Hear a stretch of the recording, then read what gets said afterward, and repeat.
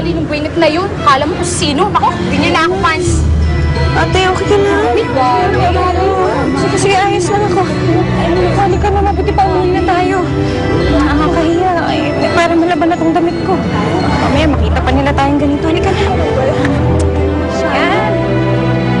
Hindi ka ba nag-iisip, ha? Eh kung may press doon, kung ma-write up ka pa, ha? Patulan ba ang fans, ha? Patulan! Tao lang ako, ma. Siyempre, nasasaktan din ako pag kinukurot nila ako. And, what if natuso ako sa mata nung babaeng yun sa ballpen na yun? Hoy, huwag kang maarte, ha? Nakita ko ang lahat. Bakit ka ba kasi nagsusungit, ha? Sa fans ka pa nagsungit? Para sabihin ko sa'yo, kahit hindi sila makabili ng original mo na album, sila pa rin ang dahilan kung bakit ka sikat. Okay, fine. Mali na akong mali. Eh, siyempre, mapagod na pagod ka ako. Hindi pa ako natutulog. Hindi ko nga alam kung ano itsura ng kama ko eh. Yung van na lang at saka yung airport nakikita ko ngayon. Hoy, huwag kang maarte. Singer ka lang, hindi ka artista.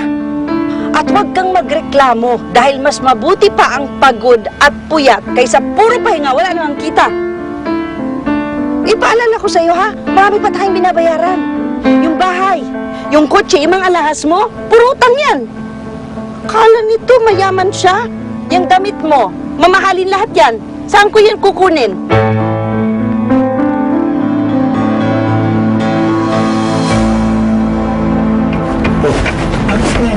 Ay, saan kayo galing, ha? Di ba sinabi ko, pag uwi ko, nandito na kayo? Ano bang nangyari sa inyo? Kanina pa kami nag-aalala ng nanay Ruby niyo, ah. Eh, di ba hindi? Hindi ko anak yung mga yan. Kaya wag nila ako matawag-tawag na nanay. Ano yan? Ha? Ano yan? Ano nangyari sa damit ko, ha? Ano yan? Di ba sinabi ko ingatan mo? Napakasalaula mo talaga. Siya, pasensya na ho.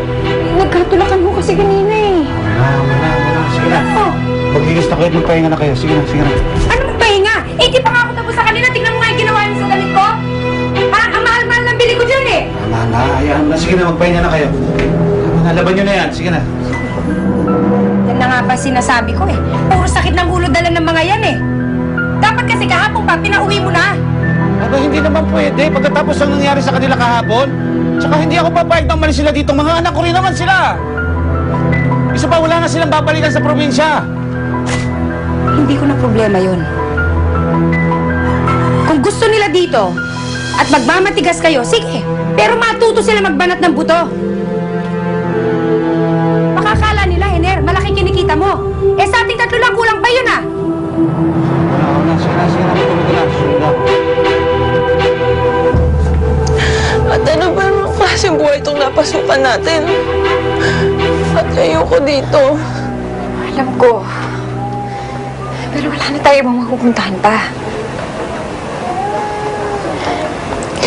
Mas mabuti na rin yung ganito dahil kahit pa paano kasama natin ang itay.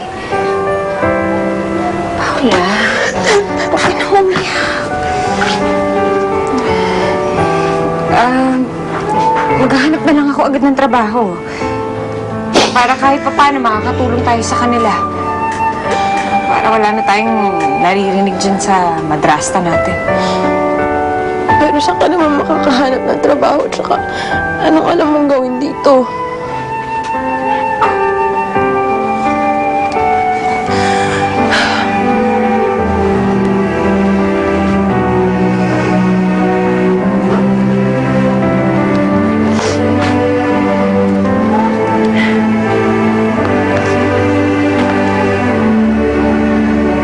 Ate, ano yan? Wala. Mauna ka na sa banyo. Ay, ito yung tuwalya. Sige na. Gusto mo na kumilos.